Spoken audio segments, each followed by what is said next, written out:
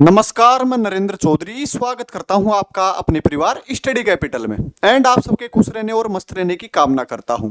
तो student, CUT study capital आपके लिए लेकर आई है सीयूटी यूजी 2025 के लिए पीवाईक्यू क्वेश्चन सीरीज, जिसमें हम आज बात करने वाले हैं आपके 2023 के जो क्वेश्चन आए थे सीयूटी यूजी बायोलॉजी डोमेन के, उसको हम डिस्कस करेंगे। और हम हर आपके जैसे छोटे छोटे सेक्शन के थ्रू 10-10 क्वेश्चन आपको प्रोवाइड कराएंगे। उसके जो भी आपके कंसेप्ट रहेंगे उनको डिस्कस करेंगे और उसके साथ साथ आपके पूरे क्वेश्चन के रिलेटेड जो भी सिलेबस में है उसके रिगार्डिंग आपके जितने कंसेप्ट हैं उनको यहाँ पर हम डिस्कस करेंगे। तो चलिए हम बात करते हैं आपके 2023 के क्वेश्चनों के लिए। ऐसे ही आपके 2024 के क्वेश्चन भी हम डिस्कस करेंगे और 22 वाले क्वेश्चन भी डिस्कस करेंगे सीयूटी यूजी 2025 की प्रिपरेशन के लिए। ये जो क्वेश्चन की सीरीज है आपके लिए ये बहुत ही कामगार सिद्ध होने वाली है, क्योंकि इसमें आपको क्या है कि क्वेश्चन कैसा बनता है जो आपके एनटी एग्जाम ले रहे हैं सीयूटी यूजी की, उससे आपको ये अंदाजा लगेगा। फिर उसके बाद में आपको कि हर चैप्टर के हर जो क्वेश्चन बन रहे हैं उसे हम जो आपके डिस्कशन करेंगे कंसेप्ट का, उसे आपके क्या है कि सारे के सारे कंसेप्ट डिस्कस मतलब कि आपके कंसेप्ट क्लियर होते जाएंगे किसके साथ, आपके क्वेश्चन के साथ साथ। तो इसलिए ये बहुत ही अच्छी सीरीज चली है आपके लिए, तो आप कंटिन्यू कीजिए इसको और पूरे जैसे कि जितने आपके सीरीज में लेक्चर रहेंगे उनको पूरा देखिए, जिससे आपके क्या है कि जो सीयूटी यूजी में आपका बायोलॉजी डोमेन है उसका जो रहेगा 200 मार्क्स का पेपर, यानी कि 50 क्वेश्चन में से आपको 40 करने रहेंगे, उसमें आपको बहुत फायदा मिलेगा इन क्वेश्चनों से।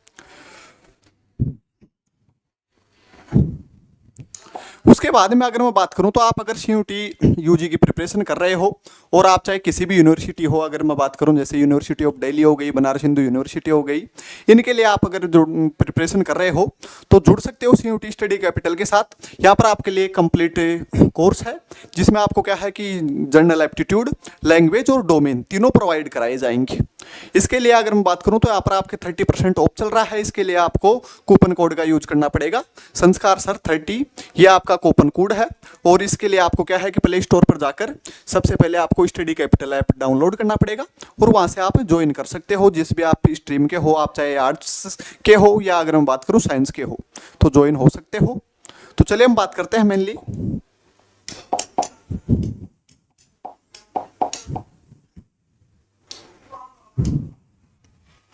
यहाँ पर हमारे जैसे 2023 के लिए जो पहला क्वेश्चन आया था आपके बायोलॉजी डोमेन का, उसकी हम बात कर रहे हैं। तो यहाँ पर आपको पूछा गया है मेनली फर्स्ट क्वेश्चन में कि पार्थेनोजेनेसिस डज नॉट अकर इन, इसमें सीधा पूछा है कि आपकी जो अनिषेक जनन है हिंदी में अनिषेक जनन किस में नहीं होता है या पार्थेनोजेनेसिस किस में नहीं होती है। तो सबसे पहले तो हमें ये पता होना चाहिए कि पार्थेनोजेनेसिस होती क्या है। अनिषेक जनन, तो अगर मैं बात करूं जनन का वो प्रकार जिसमें आपका क्या है कि जो जाइगोट है वो आपका विदाउट फर्टिलाइजेशन के ही आपका क्या हो एम्ब्रियो बनने लग जाए, यानी कि एग ही डायरेक्टली क्या होने लग जाए, एम्ब्रियो में कन्वर्ट होने लग जाए, उसमें वहां पर आपका फर्टिलाइजेशन ना हो। तो यहां पर सीधी बात की गई है कि फर्टिलाइजेशन ना हो, फर्टिलाइजेशन नॉट अकर्स। तो अगर मैं बात करूं तो बहुत सारे आपके प्लांट हो गए जिनमें हम क्या बोलते हैं, उनको पार्थेनोकार्पी बोलते हैं, और एनिमल के रेस्पेक्ट में हम क्या बोलते हैं, इनको पार्थेनोजेनेसिस बोलते हैं। तो बहुत सारे प्लांट हो गए और बहुत सारे आपके एनिमल्स हैं जिनके अंदर क्या है कि पार्थेनोजेनेसिस पाई जाती है, जिसमें अगर हम बात करूं तो बहुत सारे आपके रोटीपर्स हो गए। उसके बाद में आपके क्या है कि कुछ जो रेप्टाइल्स हैं जिसमें आपकी जो छिपकली आती है, लिजार्ड्स, और जो मधुमक्खी है उसमें आपका जो ड्रोन है जिसको हम बोलते हैं ना मेल को, मधुमक्खी में मेल को क्या बोला जाता है, ड्रोन, वो आपका हैप्लॉइड होता है और वो डायरेक्टली क्या है कि पार्थेनोजेनेसिस के थ्रू ही मेल में कन्वर्ट हो जाता है। तो इनके अंदर इनमें क्या है कि ये आपकी पार्थेनोजेनेसिस पाई जाती है। लेकिन क्वेश्चन में हमें क्या पूछा है, क्वेश्चन में हमें पूछा है कि किसके अंदर नहीं पाई जाती, नॉट अकर्स इन। तो अगर मैं बात करूं तो जो मेमल्स है, मेमल जैसे ह्यूमन के अंदर आपके पार्थेनोजेनेसिस नहीं पाई जाती है, नहीं देखी जाती है। तो इसके अकॉर्डिंग आपका राइट आंसर क्या हो जाएगा, राइट आंसर हो जाएगा आपका फोर्थ ऑप्शन, मेमल्स के अंदर आपकी पार्थेनोजेनेसिस नहीं देखी जाती है, रोटीपर्स के अंदर भी पाई जाती है, प्लांट के अंदर भी पार्थेनोकार्पी पाई जाती है, हनी बी यानी मधुमक्खी के अंदर भी आपकी पार्थेनोजेनेसिस होती है, और बहुत सारे आपके रेप्टाइल्स हो गए इनके अंदर भी पार्थेनोजेनेसिस होती है। तो आपके हिंदी के अंदर भी इसमें बोला गया है कि अनिषेक जनन नहीं होता है, किसके अंदर नहीं होता है, रोटीपर्स के अंदर पाया जाता है, मधुमक्खियों में पाया जाता है, छिपकलियों में पाया जाता है, लेकिन स्तनधारी जिनको हम मेमल्स बोल रहे हैं इनके अंदर आपका पार्थेनोजेनेसिस नहीं होता है। तो ये हमारा पहला क्वेश्चन था। चलिए आगे बढ़ते हैं हम नेक्स्ट क्वेश्चन के ऊपर, सेकंड क्वेश्चन।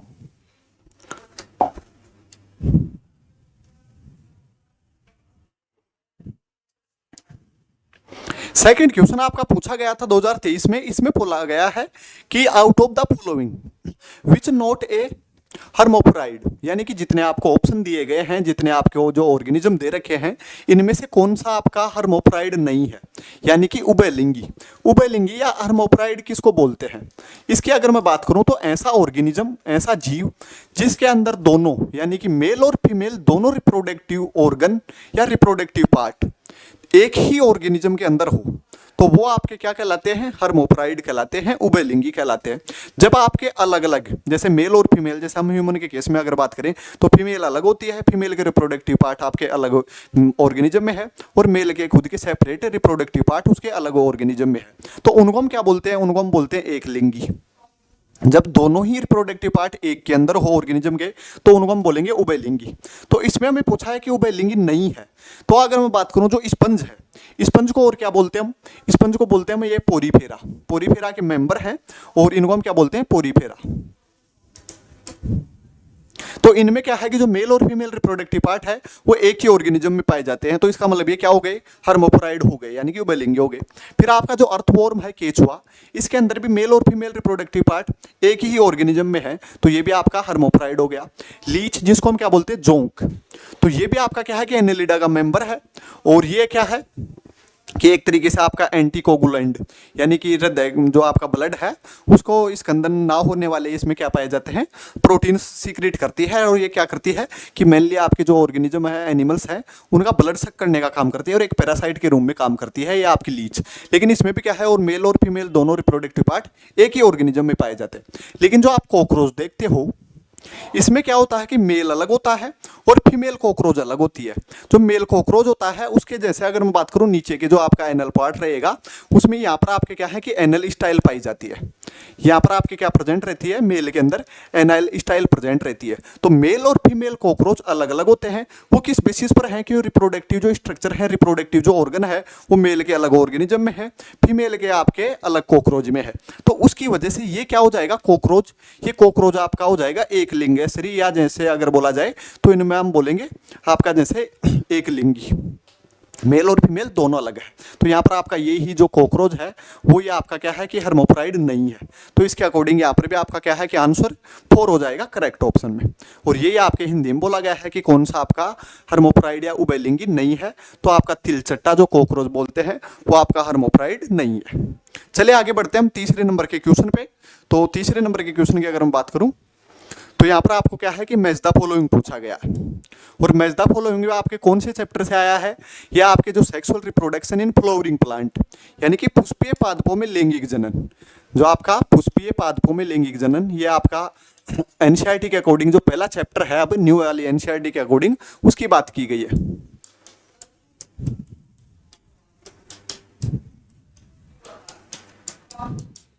लैंगिक जनन इसकी बात की गई है। तो यहाँ पर आपको क्या है कि एक साइड आपका लिस्ट फर्स्ट दे रखी है और लिस्ट सेकंड दे रखी है। इसमें डिफरेंट कैरेक्टर दे रखे हैं और उन कैरेक्टर को फॉलो करने वाली यहाँ पर आपकी स्ट्रक्चर दे रखी है। तो यहाँ पर हमें इनका क्या है कि मैच कराना है। तो जैसे सबसे पहले मैं बात करूँ जो हमने पार्थेनोजेनेसिस पढ़ा था, ऐसे ही आपके प्लांट के अंदर भी क्या है कि विदाउट फर्टिलाइजेशन के ही आपका क्या है कि एम्ब्रियो का डेवलपमेंट होने लगता है एग से ही। वो किस में पाया जाता है? पार्थेनोकार्पी आपके बनाना यानी कि केले के अंदर पाई जाती है। तो यहाँ पर आपके पार्थेनोकार्पी बनाना में पाई जाएगी। तो पार्थेनोकार्पी यानी कि बी के सामने हमें क्या लिखना पड़ेगा? 4। बी के सामने आपका 4th वाला ऑप्शन हो जाएगा। अब मैं बात करता हूँ, ये आपका जो एम्ब्रियो सेक है, एम्ब्रियो सेक क्या रहेगा? यह आपके जैसे आपने देखा होगा कि जो फीमेल आपका क्या है प्लांट के लिए फीमेल रिप्रोडक्टिव स्ट्रक्चर है, जिसको हम क्या बोलते हैं? पिस्टिल या कार्पल बोलते हैं। तो उसके अंदर जो एम्ब्रियो का डेवलपमेंट है वो कहाँ पर होता है? एम्ब्रियो सेक के अंदर होता है। तो उसमें आपका क्या है कि एम्ब्रियो सेक क्या है? एम्ब्रियो सेक आपका किसको रिप्रेजेंट करेगा? फीमेल गैमेटोफाइट को बताएगा। फीमेल रिप्रोडक्टिव स्ट्रक्चर है और फीमेल गैमेटोफाइट का क्या करता है? ये इसको दर्शाता है या इसका रिप्रेजेंटेटिव है। तो यहाँ पर आपका क्या है? एम्ब्रियो सेक के सामने क्या आएगा? Female gametophyte. तो यहाँ पर आपका डी में हो जाना चाहिए सेकंड। फिर हम बात करते हैं फॉल्स फ्रूट के बारे में। फॉल्स फ्रूट और एक होते हैं आपके ट्रू फ्रूट, जो हम फ्रूट की बात करते हैं। तो जो आपका एम्ब्रियो सेक है वो आपका किस में कन्वर्ट होता है? मेनली आपके जैसे फ्रूट के अंदर कन्वर्ट होता है। और जो आपके जैसे कि अगर मैं बात करूं जो ओव्यूल है वो किस में जाता है, आपके बीज में बन जाता है। तो यहाँ पर आपके फॉल्स फ्रूट किनको बोलते हैं, तो जो मेनली आपकी जो ओवरी है, ओवरी किस में बन रही है, फ्रूट बना रही है, और ओव्यूल किसको बना रहा है, बीज को बना रहा है। ये तो आपके नॉर्मल जो ट्रू फ्रूट होते हैं, नॉर्मल फ्रूट, उनकी बात हो गई। लेकिन फॉल्स फ्रूट क्यों बोल रहे हैं कि ओवरी के साथ साथ जो फ्रूट के अदर पार्ट हैं, जैसे थैलेमस हो गया, उसके जैसे अदर जो आपके कैलिक्स हो गए, कोरोला हो गए, ये भी अगर फ्रूट बनाने में पार्टिसिपेट करते हैं, अदर पार्ट भी, तो उनको हम बोलते हैं फॉल्स फ्रूट। इसका जो वेल नाउन एग्जाम्पल है वो आपका सेव हो गया, स्ट्रॉबेरी हो गया, ये फॉल्स फ्रूट के एग्जाम्पल में आते हैं। तो आपका जो एप्पल दे रखा है यहाँ पर, स्ट्रॉबेरी देता तो वो भी आपके फॉल्स फ्रूट में चला जाता। तो एप्पल आपका क्या है कि फॉल्स फ्रूट है। तो यहाँ पर आपके सी के सामने क्या आएगा, फर्स्ट ऑप्शन आएगा। फिर अगर मैं बात करूं पोली एम्ब्रियोनी, पोली एम्ब्रियो यानी एक से ज़्यादा एम्ब्रियो, तो हमने बात की है कि जो आपका एम्ब्रियो जितने ज़्यादा रहेंगे उतने ही आपके बीज बनेंगे। तो जैसे आपने संतरा देखी है या जो ऑरेंज देखे हैं, ऑरेंज के अंदर बहुत सारे बीज होते हैं। और जैसे अगर हम बात करूं जैसे आपकी जो अनार वगैरह है, उनके अंदर भी बहुत सारे बीज होते हैं। तो वहाँ पर आपकी क्या कंडीशन रहती है, एक से ज़्यादा एम्ब्रियो है, इसी की वजह से एक से ज़्यादा बीज बन रहे हैं। तो पोली एम्ब्रियोनिक कंडीशन किस में पाई जाती है, आपकी ऑरेंज के अंदर पाई जाती है। तो ए में आपका क्या आएगा, थर्ड। ए में थर्ड आएगा, बी में 4 आएगा, सी में फर्स्ट और डी में सेकंड। तो वैसे तो अगर हम देखा जाए तो जो आपका आंसर है वो मेनली आपकी जो सी वाला ऑप्शन है उसी से भी हो जाएगा। जैसे आपको अगर फॉल्स फ्रूट में पता होता तो एक ही ऑप्शन में दे रखा है, तो उसके बेसिस पर यहाँ पे आपका आंसर हो जाता। तो इसमें देख लीजिए, ए में थर्ड, बी में 4, सी में फर्स्ट एंड डी में आपका सेकंड। तो इसके अकॉर्डिंग आपका राइट आंसर क्या हो जाएगा, मैच द फॉलोइंग में सेकंड वाला ऑप्शन हो जाएगा। तो बहुत ही इजी था। इसमें आपको एक साइड स्ट्रक्चर दे रखी थी, दूसरे यानी कि जो कैरेक्टर को फॉलो करने वाले आपके जैसे एग्जाम्पल दे रखे हैं कि एप्पल में क्या पाया जाता है, ऑर्गेनिज्म जो आपका ऑरेंज है वो क्या शो करता है, बनाना है वो आपका क्या शो करता है, ये चीजें आपकी दिखाई गई है। तो इस प्रकार से इजी क्वेश्चन था आपका क्वेश्चन नंबर 3। अब हम बात करते हैं क्वेश्चन नंबर 4 के बारे में।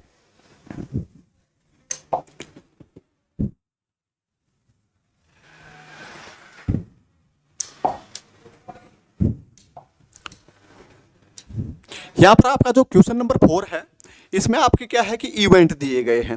किस चीज के इवेंट दिए गए हैं, जो आपका द्विबीजपत्री या डाइकोट जो एम्ब्रियो है उसका डेवलपमेंट होता है, उसकी इवेंट दे रखी है। कि जैसे आपका पहले क्या रहेगा, ओव्यूल रहेगा, फिर उसको आपका जैसे एग रहेगा, एग सेल को आपके क्या है कि जो एंथर है वो आकर क्या करेंगे, मेल गैमीट उसको फ्यूज करेंगे, फर्टिलाइज करेंगे, तो जाइगोट बनेगा। जाइगोट बनने के बाद में कंप्लीट आपका डाइकोट के अंदर द्विबीजपत्रियों के अंदर जो आपका एम्ब्रियो बनता है उसका फॉर्मेशन कैसे होता है, उसकी यहाँ पर आपको क्या है कि मेनली इवेंट दिए गए हैं और बताए गए स्टेप्स।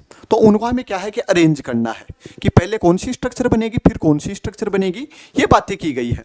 तो इसमें हम देखते हैं सबसे पहले तो इसमें पूछा गया है अरेंज द फॉलोइंग, कौन सी stage, development of dicot embryo, जो भी इनका क्या है कि करेक्ट ऑर्डर है, अकरेंस है, उसके बेसिस पर। तो पहला तो ऑप्शन दिया गया है formation of heart shape embryo, दूसरा ऑप्शन दिया गया formation of typical dicot embryo. तो ये वाला ऑप्शन है, इससे भी आपका क्या है कि आंसर हो जाएगा। क्यों, क्योंकि यहाँ पर आपको क्या है कि कंप्लीट जो डाइकोट के अंदर एम्ब्रियो बनेगा उसका फॉर्मेशन की स्टेप पूछी है, और इसमें लास्ट में स्टेप बताई गई है कि फॉर्मेशन ऑफ डाइकोट एम्ब्रियो, यानी कि लास्ट स्टेप यहाँ पर दी गई है कि फॉर्मेशन हो रहा है डाइकोट एम्ब्रियो का, पूरा कंप्लीट हो गया। तो बी तो सबसे लास्ट में आना चाहिए। अब हम बात करते हैं सी वाले ऑप्शन, फॉर्मेशन ऑफ जाइगोट, और डी में दिया गया है फॉर्मेशन ऑफ ग्लोब्यूलर आपका एम्ब्रियो। तो आपको पता है कि एम्ब्रियो का जो डेवलपमेंट है वो स्टार्ट कहाँ से होता है, जो आपकी एग सेल है उसके साथ क्या होता है, जो मेल गैमीट है और फीमेल गैमीट है उनका क्या होगा, फ्यूजन होगा, फर्टिलाइजेशन होगा। फर्टिलाइजेशन होते ही आपका क्या बनता है, जाइगोट बनता है। सबसे पहले क्या बनता है, जाइगोट बनता है, और जाइगोट के अंदर ही क्या होता है, क्लीवेज या विदलन स्टार्ट होता है, और उससे आपकी क्या है कि सेल डिवाइड होते हुए पूरे एम्ब्रियो का निर्माण करती है, फॉर्मेशन करती है। तो सबसे पहले तो आपका क्या है कि जाइगोट बनेगा, फॉर्मेशन होगा किसका, जाइगोट का। तो सबसे पहले इवेंट तो होगी जाइगोट। अब ये जाइगोट आपका सिंगल सेल रहता है, अब इसके अंदर लगातार क्या होता है, क्लीवेज होता रहता है, और वो क्या है कि एक तरीके से स्ट्रक्चर बनाता रहता है, बहुत सारी सेल बनती रहती है, जिसमें आपका क्या है कि सबसे पहले तो बनता है मेनली अगर देखा जाए तो गोलाकार भ्रूण, या जिसको ग्लोब्यूलर एम्ब्रियो बोलते हैं। तो पहला आपका क्या बनेगा यहाँ पर, मेनली आपका पहला बनेगा ये इस प्रकार से स्ट्रक्चर बनेगी, जो आपके जैसे पिस्टिल या कार्पल की तरह ही रहती है, लेकिन वो क्या है, गोलाकार बनता है एम्ब्रियो। फिर गोलाकार एम्ब्रियो है, उसके अंदर क्या होता है कि क्लीवेज होता है, और वो एक तरीके से क्या है कि इसके अंदर जैसे अब इसको अपोजिट कर लेते हैं हम, तो ये पहले आपका ऐसे इस प्रकार से गोलाकार था। अब इसमें यहाँ पर क्या है कि विदलन हुआ, खांच बनी, तो अब ये कैसा बन जाएगा, ये इस प्रकार से बन जाएगा। जाएगा। समझ रहे हो है, इस प्रकार से कन्वर्ट हो जाएगा। तो ये किस प्रकार का लग रहा है आपको, हार्ट शेप लग रहा है ना, यानी कि आपके हृदय के आकार का बन रहा है। तो पहले गोलाकार था, उसमें खांच बनी सेल्स के अंदर, और वो आपका किस में बन गया, हार्ट शेप में। तो पहला आपका जाइगोट, जाइगोट के बाद में बनता है ग्लोब्यूलर। ग्लोब्यूलर कौन से में दे रखा है आपको, ग्लोब्यूलर दे रखा है डी के अंदर। फिर उसके बाद में ग्लोब्यूलर में आपका क्या है कि विदलन बनेगी, खांच बनेगी फ्यूरो, और वो आपका क्या बन जाता है, हार्ट शेप बन जाता है। तो हार्ट शेप किस में दे रखा है, ए के अंदर दे रखा है। और फिर लास्ट में आपका क्या है कि हार्ट शेप से पूरा कंप्लीट आपका एम्ब्रियो का डेवलपमेंट हो जाता है डाइकोट के अंदर। तो ये आपके इवेंट का क्या है, एक करेक्ट सीक्वेंस है, जिसमें अगर मैं बात करूं सबसे पहले जाइगोट था, जाइगोट के अंदर क्या हुआ, क्लीवेज हुआ, क्लीवेज होते ही वो आपके क्या है, सेल डिवाइड होकर एक ग्लोब्यूलर स्ट्रक्चर बनाई। ग्लोब्यूलर स्ट्रक्चर बनाने के बाद में उनमें क्या हुआ, क्लीवेज बना, और वो ग्लोब्यूलर स्ट्रक्चर किस में कन्वर्ट हो गई, एक हार्ट शेप की स्ट्रक्चर में कन्वर्ट हो गई। और लास्ट में आपका फाइनल स्टेज क्या हो गई, फॉर्मेशन हो गया आपके डाइकोट का जो एम्ब्रियो है उसका। तो इसके अकॉर्डिंग देख लीजिए, C D A and B, C D A and B आपका सेकंड ऑप्शन है, वो इस चीज को करेक्टली बता रहा है। ओके, अब हम बात करेंगे आपके क्वेश्चन नंबर 5 के बारे में।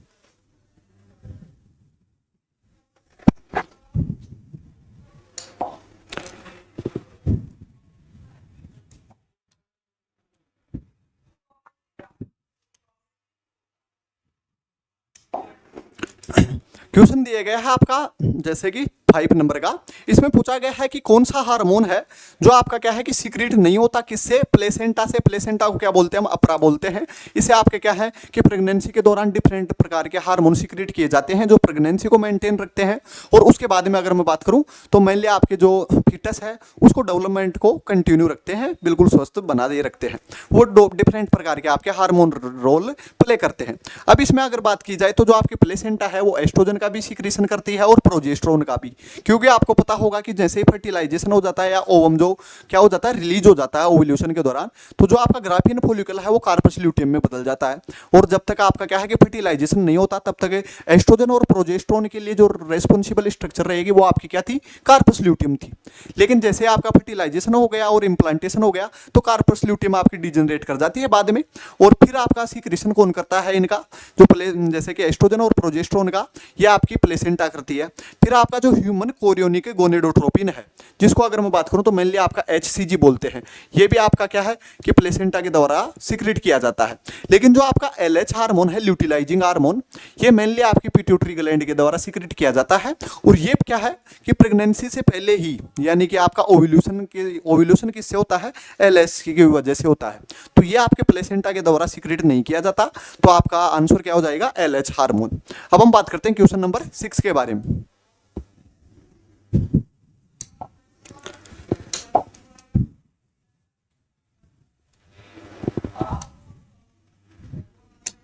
क्वेश्चन नंबर 6 की अगर मैं बात करूं तो इसमें आपका क्या है कि जो मेंस्ट्रुअल साइकिल है, जिसको अगर हिंदी में बोला जाए तो रजचक्र बोला जाता है, उसकी यहाँ पर हमें क्या है कि डिफरेंट स्टेटमेंट दे रखे हैं।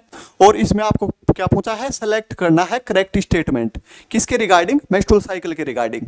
तो मेंस्ट्रुअल साइकिल आपको पता है कि 28 डेज के अराउंड या आफ्टर 20 डेज क्या है कि एवरी साइकिल इसका रिपीट होता है फीमेल्स के अंदर, और हर साइकिल में आपका क्या है कि एक ओवम बनता है। अब इसमें पहला ऑप्शन दिया गया है कि जो फर्स्ट मेंस्ट्रुअल साइकिल है वो प्यूबर्टी में स्टार्ट होता है, सही है, या प्यूबर्टी जब स्टार्ट होती है तब पहला मेंस्ट्रुअल साइकिल आता है। लेकिन इसको हम क्या बोल रहे हैं, यहाँ पर बोला गया है मीनोपोज। मीनोपोज तो कब होगा, जब आपका मेंस्ट्रुअल साइकिल लास्ट में खत्म हो जाए, जैसे किसी आपकी जैसे वुमेन की या लेडी की जो एज है वो 50 के अराउंड या 55 हो जाती है, तब उसमें क्या है मेंस्ट्रुअल साइकिल आना बंद हो जाता है। तो उस कंडीशन को हम मीनोपोज बोलते हैं। जो कंडीशन आपके क्या है कि किसी भी गर्ल के अंदर वो प्यूबर्टी में गई, उसकी एज जैसे कि अगर बात करें 14-15 साल हुई या 12 साल से ऊपर हुई, तो वो प्यूबर्टी यानी वयस्क अवस्था में हुई, और वहां पर जब आपका फर्स्ट मेंस्ट्रुअल साइकिल आता है तो उसको हम क्या बोलते हैं, मोनार्क बोलते हैं, ना कि मीनोपोज। तो ये तो आपका ए तो गलत हो गया। फिर अगर बात करें दूसरा कि जो ओव्यूलेशन है वो आपका कहां पर हो रहा है, कि जो मिडिल साइकिल यानी कि जो 14 दिन का टाइम पीरियड, सॉरी 28 दिन का टाइम पीरियड रहता है, उसका जो मिडिल टाइम है 14वां दिन उसके दिन। लेकिन कब, इसमें बोला गया है कि जो लेवल किसका, प्रोजेस्टेरोन का लेवल यहाँ पर मैक्सिमम नहीं होता है, वो आपका किसका लेवल मैक्सिमम रहता है, ल्यूटिलाइजिंग हार्मोन जिसको हम LH बोलते हैं, इसका लेवल क्या रहता है 14वें दिन पीक पर रहता है, जिसकी वजह से क्या है कि ग्राफियन फॉलिकल से आपका ओवम बाहर निकलता है, जिसको हम ओव्यूलेशन बोलते हैं। तो यहाँ पर हमें प्रोजेस्टेरोन बोल रखा है, इसकी वजह से गलत हो गया। तो ए और बी दोनों गलत हो गए। अब इसमें बोला गया है कि जो आपकी एब्सेंस है फर्टिलाइजेशन की, कि फर्टिलाइजेशन नहीं हुआ तो आपकी कार्पस ल्यूटियम है वो डिजेनरेट कर गई, और उसके बाद में क्या है कि ये आपकी जो एंडोमेट्रियम है वो आपकी क्या होने लगी, टूटने लगी, और मेंस्ट्रुअल साइकिल के दौरान ये इसी के रूप में बाहर आने लगी, वो ब्लड वेसल के साथ में। ये चीज़ सही है। फिर इसमें बोला गया है कि जो ह्यूमन बींग्स है उनमें मेंस्ट्रुअल साइकिल आपकी क्या है कि एक तरीके से सीज हो जाती है, रुक जाती है। जैसे हमने बात की थी जो मीनोपॉज वाली कंडीशन, अराउंड 50 साल के अराउंड आपकी क्या है कि फीमेल के अंदर मेंस्ट्रुअल साइकिल आना बंद हो जाता है। तो सी और डी दोनों सही है, लेकिन ए और बी आपके गलत है। तो आपको पूछा क्या है करेक्ट स्टेटमेंट, तो आपका आंसर क्या हो जाएगा 4। अब हम बात करते हैं क्वेश्चन नंबर 7 के बारे में।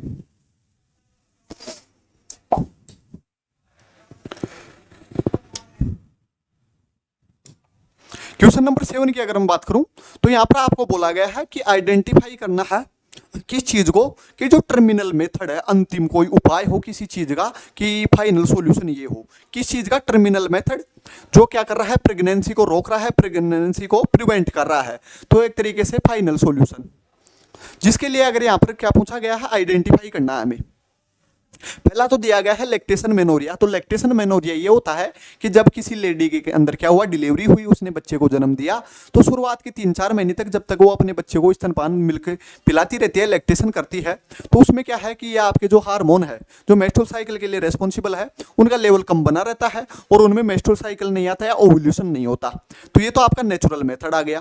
फिर आपका स्टेराइलाइजेशन, इसमें क्या होता है कि मेल के अंदर तो हम क्या कर देते हैं, आपकी वेसेक्टोमी कर देते हैं, जिसमें हम वास्ट डिफरेंस को छोटा सा पार्ट कट करके और उसमें वेसेक्टोमी कर देते हैं। फीमेल के अंदर क्या करते हैं, फीमेल में फेलोपियन ट्यूब रहता है, उसका छोटा सा पीस काट के और उसको बांध देते हैं दोनों फेलोपियन ट्यूब को, ताकि जो भी आपका ओव्यूलेशन हो वो आपके क्या है कि उसमें आपके जाकर स्पर्म से फर्टिलाइज ना कर पाए।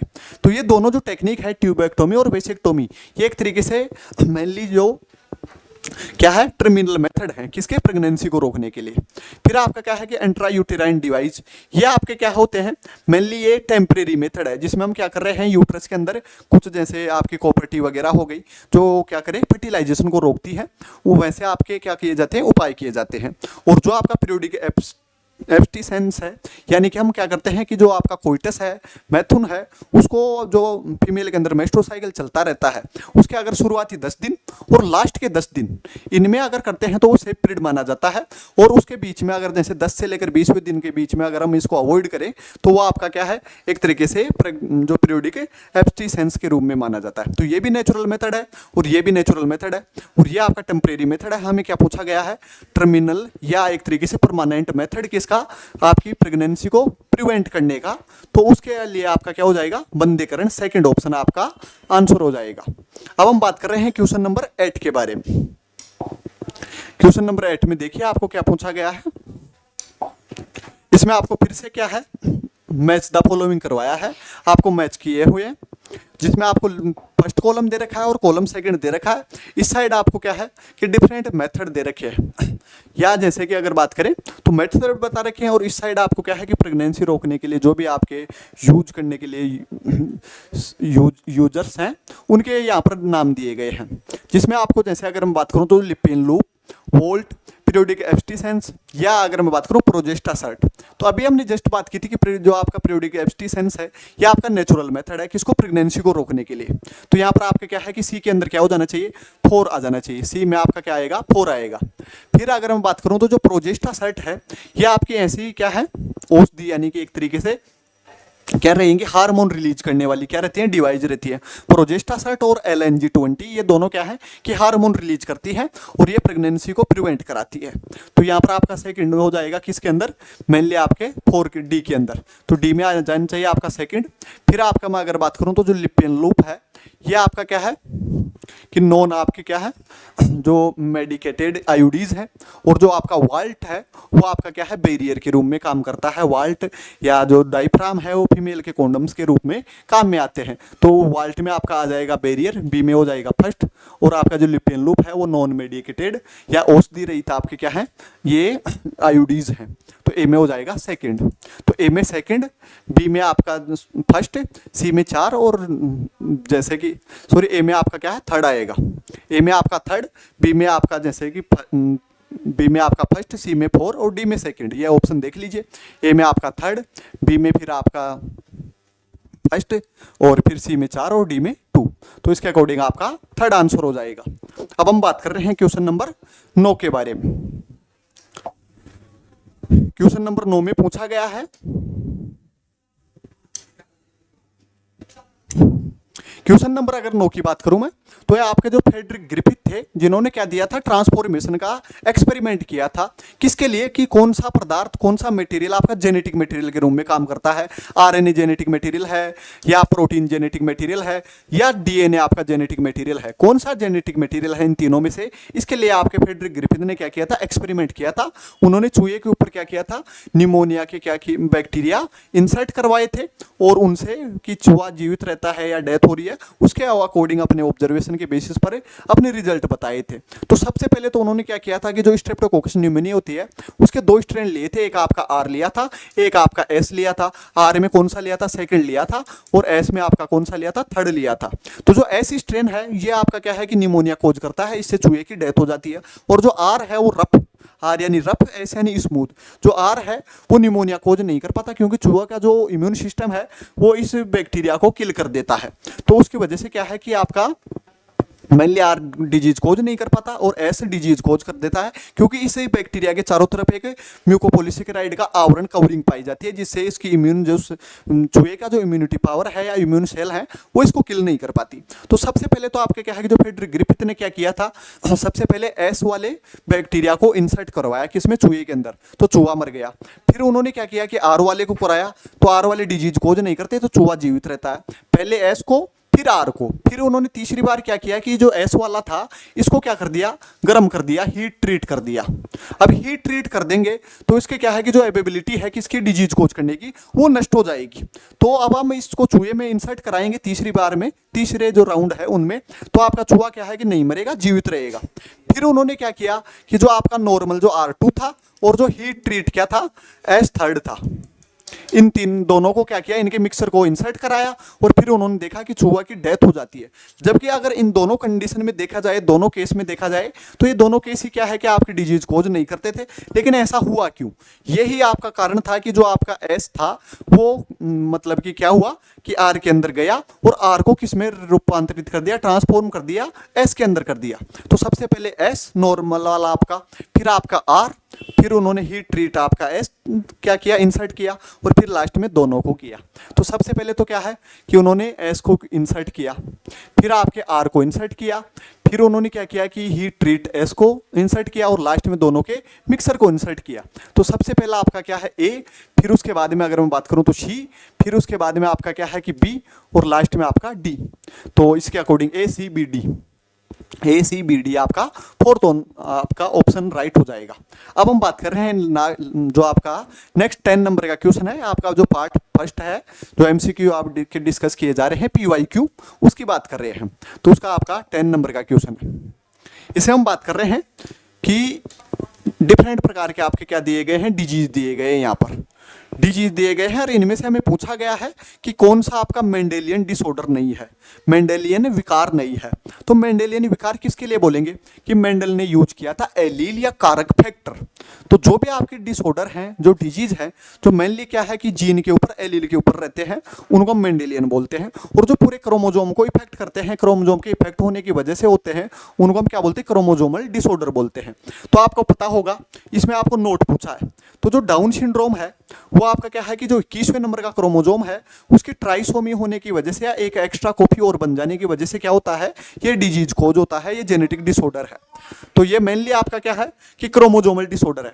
जबकि आपका जो हीमोफीलिया है ये भी आपका एलील की वजह से हो रहा है, जीन की वजह से हो रहा है। या अगर हम बात करूं जो सिकल सेल एनीमिया है, ये भी आपका क्या है कि एलेलिक डिसऑर्डर है, या जिसको हम मेंडेलियन डिसऑर्डर बोलते हैं। और जो फिनाइल कीटोनुरिया है ये भी आपका क्या है कि मेंडेलियन डिसऑर्डर है। तो ये तीनों तो क्या है, मेंडेलियन डिसऑर्डर, जबकि आपका जो डाउन सिंड्रोम है ये आपका क्रोमोजोमल डिसऑर्डर है, इसलिए आपका क्या है कि मेंडेलियन डिसऑर्डर नहीं है। तो ये आपके क्या थे, 10 क्वेश्चन थे, और इसी प्रकार से हमारी जो ये सीरीज है वो कंटिन्यू रहेगी।